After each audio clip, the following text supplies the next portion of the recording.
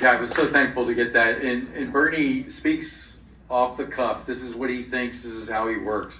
He's been an amazing one. I found that in this most recent election, I'm drawn to these businessmen who have never ran for office before. Our president never ran for office, but he's a businessman. He understands. As Bernie likes to say, he signed the front of the check, not the back of the check. So they intimately familiar with what it takes to save money, to spend it responsibly. So it's just been delightful to watch he and Warren and what they've been doing the last few months. Unfortunately, that means that they're on Fox News every day, so they're hard to get a hold of. But we'll do something with Bernie in the near future. I'm sure of it. We have to just get past this, what's going on now with the tariffs and everything. So we've talked at the federal level, we've talked at the city level. Let's hit the middle now. Let's talk about the state. We're blessed to have 2 representatives. We're also blessed to have MarkPukita here, who has been working on Grassroots for at least a decade. He's a thorn in their side, which means he causes irritation, which then causes healing. So what we've asked Mark to do is to sort of lay out what's happening in Ohio right now. What are the fiscal opportunities? And then we'll have Adam and Rodney talk about what they're doing in Columbus right now, just to maybe address some of that. So Mark, all yours.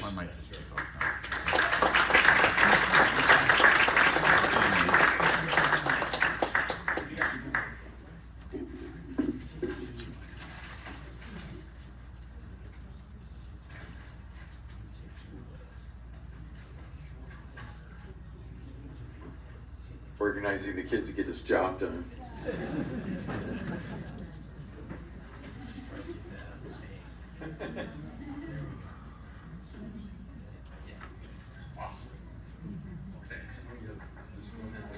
Yeah, that'd be great. Okay, cool.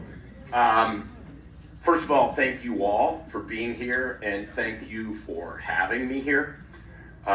If you don't know me, I'm MarkPukita. I ran for U.S. Senate with 2 people you probably don't know, J.D. Vance and Bernie Moreno, who are both doing amazing jobs.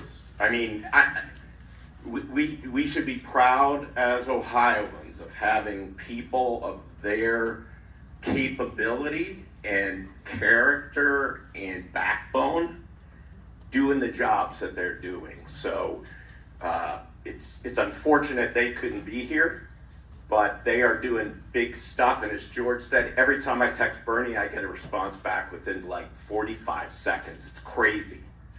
He is extremely accessible. So George has asked me to talk about 4 things, but I'm not going to spend a lot of time on what I call property tax abolishment, which is kind of what we talked about, but more so property tax reform. If you don't know Sarah Wolf, who's there, right, you should go see her and sign her petitions.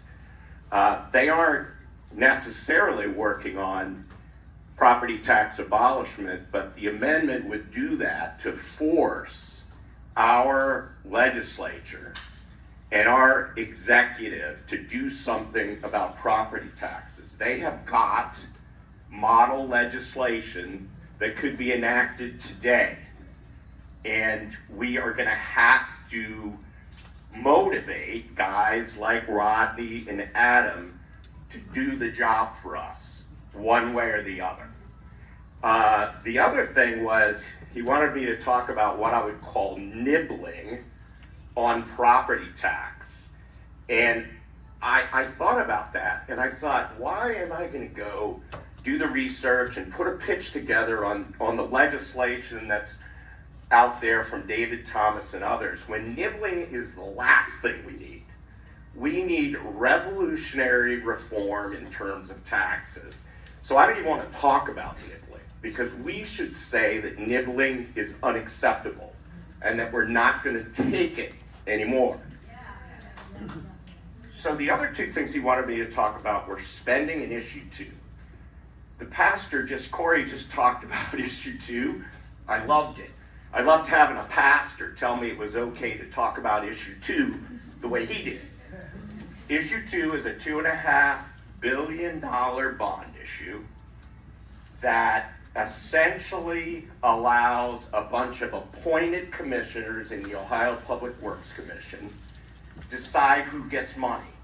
In fact, you got to put a proposal together and go to them to get your money back. The money that you send to the state from a township or a city or a village or a county has to come back. If you go to our website, GFI Ohio, that's the letters GFI, Grassroots Freedom Initiative, gfiohio.com/issue2, there's all kinds of resources out there that you can take a look at, but in addition to that, we'll be adding more along the way. Yet on top of this taxation without representation kind of thing, comes the fact that they put this issue on the ballot during a primary election that doesn't have a gubernatorial race on it. It doesn't have a presidential race on it. The turnout is going to be maybe 5%, and it's done intentionally, my friends, just like it is with school levies and things of that nature. There is contemplation of some legislation that is not going to be liked by most of the GA or the governor to stop these kind of issues being put on anything but a general election. And we need to get behind that legislation big time.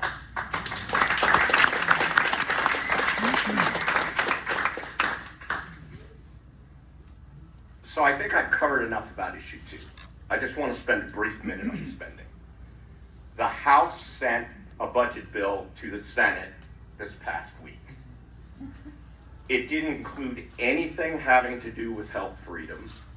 It didn't include anything having to do with election integrity. What it did have was $600 million for the billionaire Haslam family to move their stadium from downtown Cleveland out to the suburbs.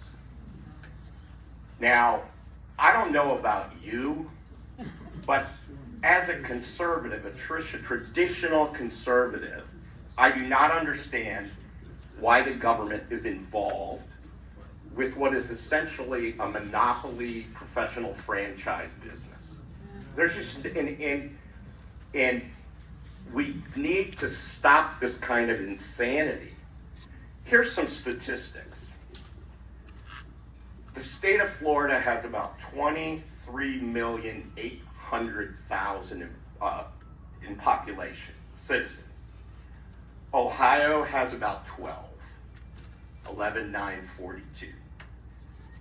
Their budget, about $115 billion a year, which isn't far from the budget, the number that got sent to the Senate in the budget passed by a Republican House.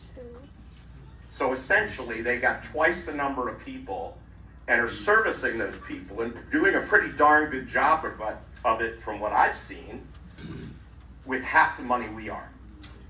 Now, they're not just an outlier. Georgia has almost exactly the same population as we do. They have a budget of $66.8 billion. Ours, probably between 105 and 110. It's going to go up once it gets to the Senate, almost guaranteed. And probably the only hope of getting that $600 million out of the budget would be for the governor to veto that, line item that out, because it doesn't appear that anybody in the Senate's got the backbone to go up against what I think are the Huffmans, who got Matt Huffman got $100,000 or more into his campaign coffers shortly before the Haslams asked for that $600 million. We had Larry Householder, now we got Matt Huffman. It's absolutely ridiculous. Now, I will tell you, we at GFI like to say the silent part out loud, which is part of what I'm doing here. We've just launched a digital activism platform where you can send your displeasure to all the reps in the House and all the reps in the Senate with the push of one button. And then you can call them from your phone. It will automatically dial for you. And then you can leave them social media comments.